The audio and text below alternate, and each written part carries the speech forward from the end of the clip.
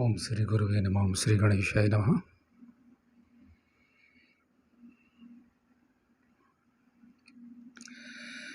ये मेरे अपने ही अंडे हैं ऐसा सोचकर, ये मेरे अपने ही अंडे हैं ऐसा समझकर कौवे कोयल के अंडों का भी पालन पोषण करते हैं।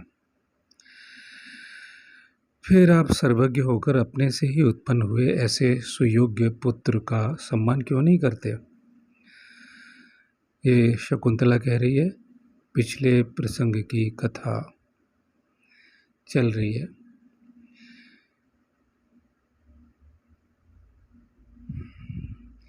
लोग मलयगिरी चंदन को अत्यंत शीतल बताते हैं, परंतु गोद में सटाए हुए शिशु का स्पर्श चंदन से भी अधिक शीतल एवं सुखद होता है।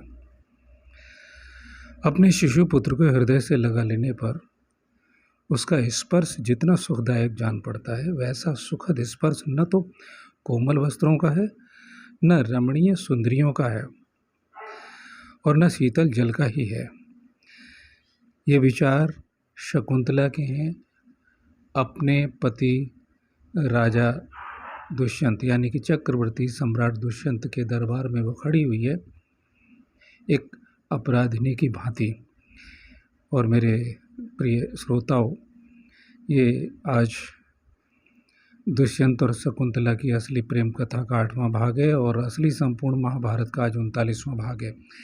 जिन लोगों ने सब्सक्राइब किया हुआ होगा पहले, वो इससे पहले की कथा के अंक अपना देख लें, जिससे उनकी समझ में आज का प्रसंग आ जाए कि शकुंतला को पहचानने से इनकार कर रहे हैं उसके पति सम्राट राजा दुष्यंत।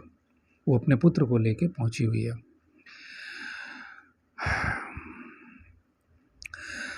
मनुष्यों में श्रेष्ठ ब्राह्मण है, चतुष्पदों में चौपाइयों में गौ श्रेष्ठ है, गौरवशाली व्यक्तियों में गुरु श्रेष्ठ है, और स्पर्श करने योग्य वस्तुओं में पुत्र ही सर्वश्रेष्ठ है।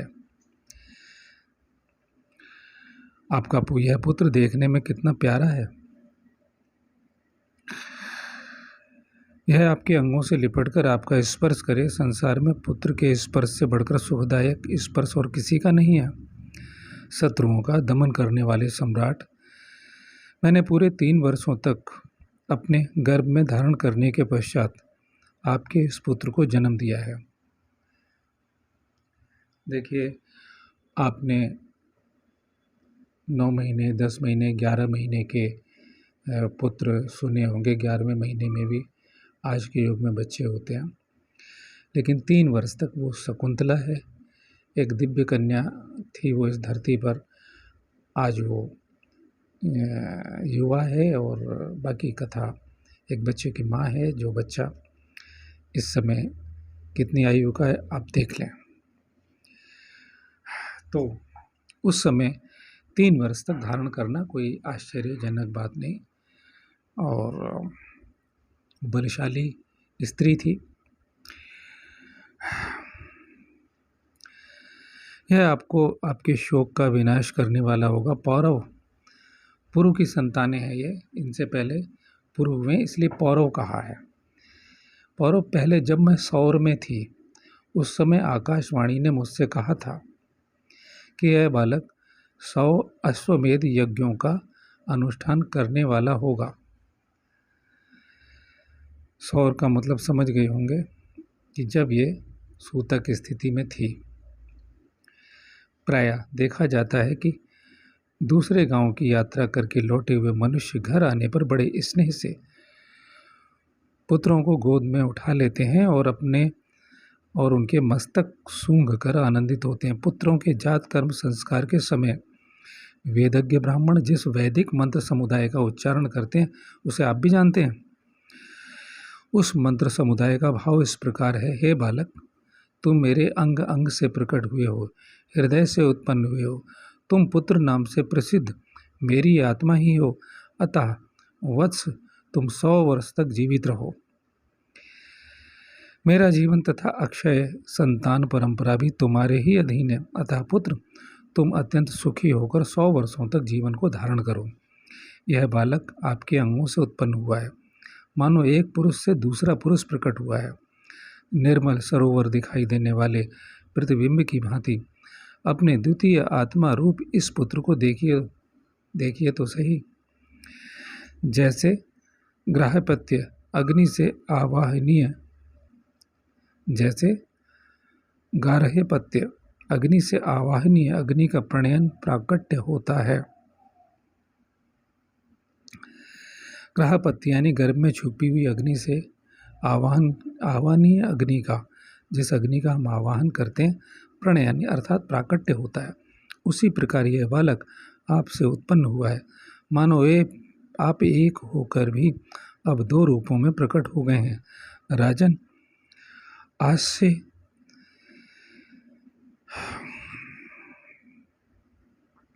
कुछ वर्ष पहले आप शिकार खेलने वन में गए थे। वहाँ एक हिंसक पशु के पीछे आकृष्ट हो आप दौड़ते हुए मेरे पिताजी के आश्रम में पहुँच गए, जहाँ आपकी दृष्टि मुझ कुमारी कन्या पर पड़ी। आपने गंधर्व विवाह द्वारा पत्नी रूप में मुझे प्राप्त किया। उर्वशी, पूर्वचित्ती, सहजन्या, मेनका। उर्वशी, पूर्वचित्ती, सहजन्या, मेनका, विश्वाची और घृताची, ये 6 अप्सराएं ही अन्य सब अप्सराओं में श्रेष्ठ हैं। क्या बात है। आप जानिए, जिन्हें शास्त्रों को जानने का शौक़ है, अपनी भारतीय संस्कृति को जानने का शौक़ है, रुचि है उसमें, तो ये बहुत काम का तथ्य है, नोट करें। उन सब में भी, यानी लाखों अप्सराएं हैं, उनमें भी ये मुख्य हैं। उन सब में भी यानी 6 अप्सराएं चुनी गई। उन सब में भी जैसे आज विश्व सुंदरी इस पृथ्वी पर चुनी जाती है, तो न इस लोक में न और दूसरे लोकों में और अन्य जितने प्रकार के स्वर्ग लोकों का वर्णन शास्त्रों में, उनमें ये मुख्य हैं। उन सब में भी मेनका नाम वाली अप्सरा श्रेष्ठ है, क्योंकि वह साक्षात ब्रह्मा जी से उत्पन्न हुई है। उसी ने स्वर्गलोक से भूतल पर आकर विश्वामित्र के संपर्क से मुझे उत्पन्न किया है। महाराज, पूर्व काल में कुश नाम से प्रसिद्ध एक धर्मपरायण तेजस्वी महर्षि हो गए हैं, जो दूसरे अग्नि के समान प्रतापी थे। उनकी उत्पत्ति ब्रह्मा जी से हुई थी। वे महर्षि विश्वामित्र के प्रपितामह थे, यानी दादाओं के भी दादा, पूर्व पिता, प्रपितामह। उस वंश में कुश के बलवान पुत्र का नाम कुशनाभ था। वे बड़े धर्मात्मा थे। राजन, कुशनाभ के पुत्र गाधी हुए और गाधी से विश्वामित्र का जन्म हुआ। ऐसे कुलीन महर्षि मेरे पिता हैं और मेनका मेरी श्रेष्ठ माता है। उस मेनका अप्सरा ने हिमालय के शिखर पर मुझे जन्म दिया, किंतु वह असद व्यवहार करने वाली अप्सरा मुझे पराई संतान की तरह वहीं छोड़कर चली गई।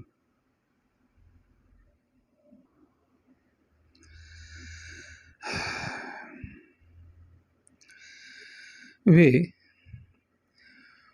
पक्षी भी पुण्यवान हैं, जिन्होंने एक साथ आकर उस समय धर्मपूर्वक अपने पंखों से मेरी रक्षा की।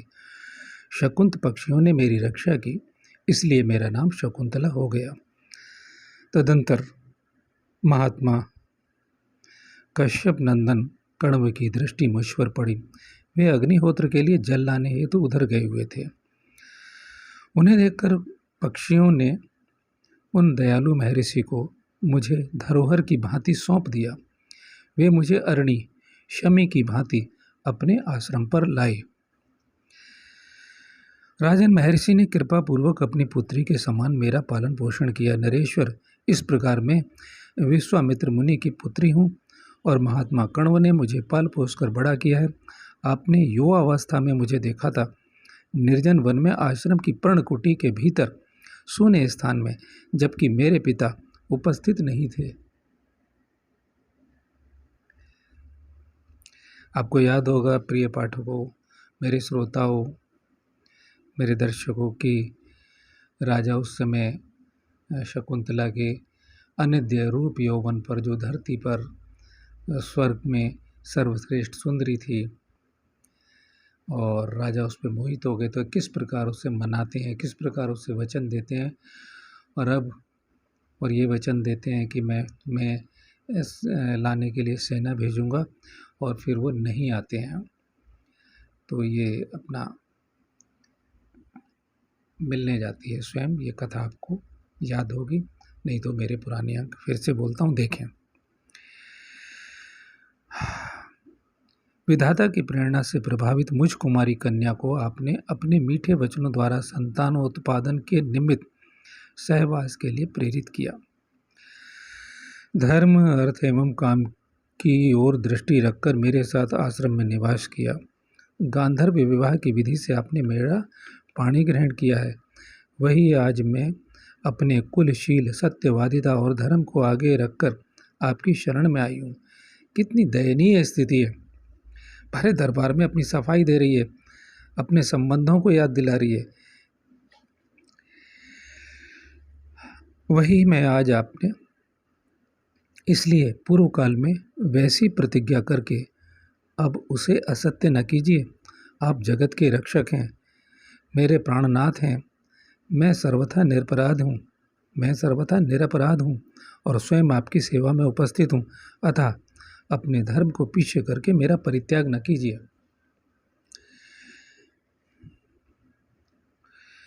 मैंने पूर्व जन्मांतरों में कौन सा ऐसा पाप किया था जिससे बाल्यावस्था में तो मेरे बंधु बांधवों ने मुझे त्याग दिया,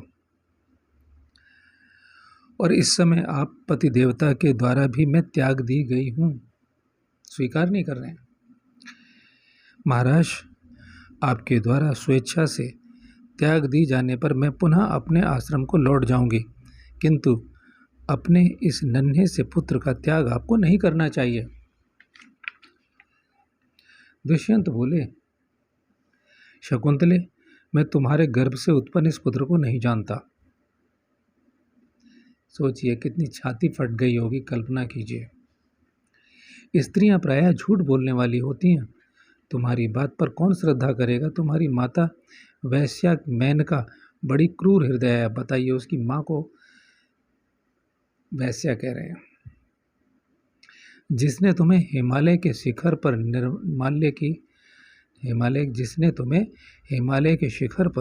निर्माल्य की तरह उतार फेंका। निर्माल्य आप जानते होंगे, निर्माल्य जो शिव जी पर बेलपत्र आदि फूल प्रसाद चढ़ाया जाता है या मंदिरों में चढ़ाया जाता है, उसके बाद में उसे उतार करके और हम विसर्जित कर देते हैं, उसे निर्माल्य कहते हैं। और तुम्हारे क्षत्रिय जातीय पिता विश्वामित्र भी, जो ब्राह्मण बनने के लिए लालायत थे, और तुम्हारे क्षत्रिय जातीय पिता विश्वामित्र भी, जो ब्राह्मण बनने के लिए लालायित थे, और मेनका को देखते ही काम के अधीन हो गए। बड़े निर्दयी जान पड़ते हैं। मेनका अप्सराओं में श्रेष्ठ बताई जाती है। और तुम्हारे पिता विश्वामित्र भी महर्षियों में उत्तम समझे जाते हैं, वो जानते हैं, इसलिए साथ ही साथ जो तारीफ की बात है उसे कर रहे हैं। लेकिन वो ये जता रहे हैं कि तुम्हारा उनसे कोई संबंध नहीं है। तुम उन्हीं दोनों की संतान होकर व्याभिचारिणी स्त्री के समान क्यों झूठी बातें बना रही हो? व्याभिचारिणी स्त्री आप जानते हैं। अब इसका यहाँ हम शास्त्र पढ़ रहे हैं, आप खुद जानते हैं। व्याभिचारिणी एक चक्रवर्ती सम्राट इस तरह की बात करते हैं।